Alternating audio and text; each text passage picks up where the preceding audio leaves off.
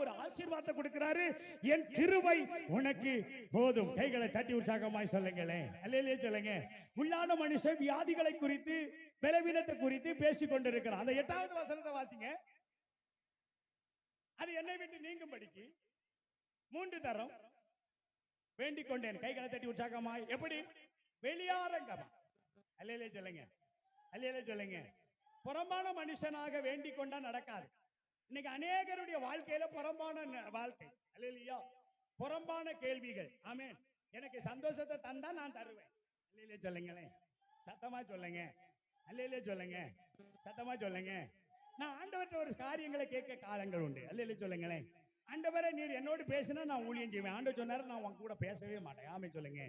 சத்தமா சொல்லுங்க. அல்லேலூயா சொல்லுங்க. ரொம்ப நாளாக எனக்கு ஒரு வருத்தமாக இருந்தது. எல்லா பிள்ளைகளும் ஆண்டவருடைய சமூகத்திலே கடந்து ஓடிக்கொண்டே இருந்தார்கள். அவர்கள் பார்க்கும்போது ஒவ்வொரு